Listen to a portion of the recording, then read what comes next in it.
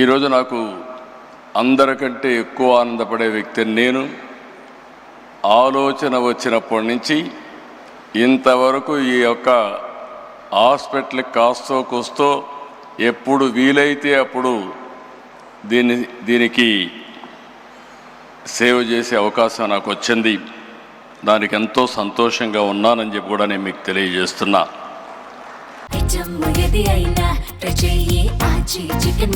ఆచి చికెన్ మసాలా. ప్రతి ఒక్క సక్సెస్కి ఒక స్టోరీ కూడా ఉంటుంది. మా అత్తమ్మ బసవ తారకం గారు మా కుటుంబానికి ఒక పెద్ద దిక్కు. ఎన్టీఆర్ సినిమాల్లో బిజీగా ఉండేవారు. ఆయనకి ఎప్పుడు కూడా టైం ఉండేది కాదు. అంత పెద్ద కుటుంబాన్ని ఎంతో విలువలతో క్రమశిక్షణతో పెంచారు. కుటుంబంలో అనుబంధాలు ఆప్యాయతలు పంచారు. అందరినీ ఎంతో ప్రేమగా కేరింగ్గా చూసుకునేవారు. నా ఉద్దేశంలో చాలామంది చూశాను, కానీ అవి ఒక మానవతావాది.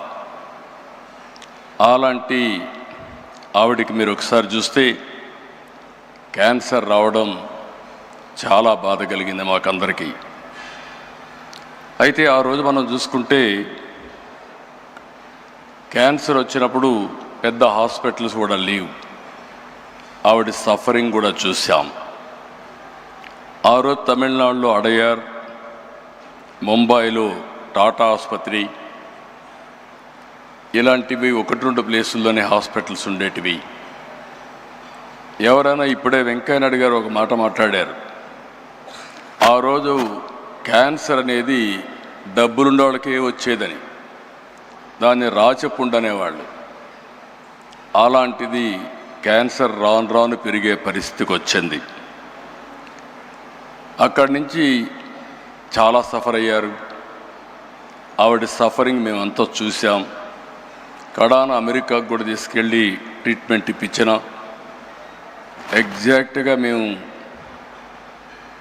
ఆగస్ట్ క్రైసిస్లో ఎన్టీ రామారావు గారు తిరిగి ముఖ్యమంత్రి నెలలోనే, 1 నెల 2 నెలల్లోనే ఆమె చనిపోవడం చాలా బాధ కలిగింది. ఆ షాక్ నుంచి ఎన్టీఆర్ తట్టుకోవడానికి కూడా చాలా సమయం పట్టింది. అయితే ఆ రోజు ఆయనకి ఒక కోరిక, ఒక ఆలోచన, మళ్ళీ పేదవాళ్ళకి ఇబ్బంది లేకుండా శాశ్వతంగా ఒక మంచి హాస్పిటల్ కడితే బాగుంటుందనే ఆలోచన ఆయన చేయడం, అదే విజన్. ఆ రోజు ఆయన ఆలోచనే ఆ రోజు ఇంత మునిపే రామ్మోహన్ రావు గారు చెప్పారు. ఆ రోజు ఆయన ఆలోచించి సెంటర్లో ఒక 8 ఎకరాలు 6 ఎకరాల భూమిని ఇచ్చారు.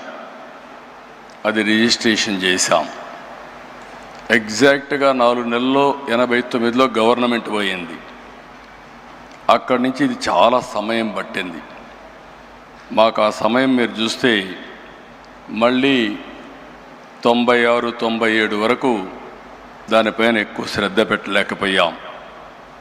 మళ్ళీ నాకు ఒక ఆలోచన, ఈ హాస్పిటల్ని ఎన్టీ రామారావు గారి విజన్ని, మా అత్తమ్మ గారిని శాశ్వతంగా గుర్తుపెట్టుకునే విధంగా చేయాలనే సంకల్పంతో ఆనాడు ఇప్పటికి కూడా జ్ఞాపకం, కోడెళ్ల శివప్రసాదరావు గారు ఫస్ట్ మేనేజింగ్ ట్రస్టీగా ఉండి అన్ని బాధ్యతలు తీసుకొని ముందుకు పోయారు. అమెరికాలో తులసి గారు అక్కడుండి ఫండ్స్ అన్నీ మొబిలైజ్ చేసి వారు కూడా పూర్తిగా సహకరించారు. వీరందరి సహకారంతో ఇప్పుడే డాక్టర్స్ అందరితో మాట్లాడుతున్నా, వీళ్ళందరి సహకారంతో నోరి దత్తాత్రేయ లాంటి డాక్టర్స్ అందరూ కూడా సహకరించారు. చాలామంది ఎన్ఆర్ఐలు, రాజ్యసభ సభ్యులు, వ్యాపారవేత్తల సహకారంతో ఆసుపత్రి నిర్మాణం చేపట్టాం. టాటా ట్రస్ట్ కూడా అడిగితే ఆ రోజుట్లోనే వాళ్ళు కూడా ఉదారంగా సిఎస్ఆర్ ఇచ్చారు. 2000 సంవత్సరంలో ఆనాటి ప్రధానమంత్రి అటల్ బిహారీ వాజ్పేయి మామూలుగా ప్రైవేట్ హాస్పిటల్స్ కానీ ట్రస్ట్ హాస్పిటల్స్ పెద్దగా ముందుకొచ్చి ఇనాగరేట్ చేయలేదు. పిలిచిన వెంటనే ఎన్టీ రామారావు గారిపై నుండి అభిమానంతో, అంతేకాకుండా నాకుండే సన్నిహిత సంబంధాలతో ఆయన వచ్చి 100 పడకల ఆసుపత్రి ప్రారంభించాం. అది ఒక ఫౌండేషన్. తండ్రి ఒక మొక్క నాటితే, ఒక ఆలోచన చేస్తే దాన్ని కొడుగ్గా బాధ్యత తీసుకొని బాలకృష్ణ గారు ఈరోజు ఒక మహాకల్పవృక్షంగా తయారు చేసిన ఘనత బాలకృష్ణ గారికి దక్కింది.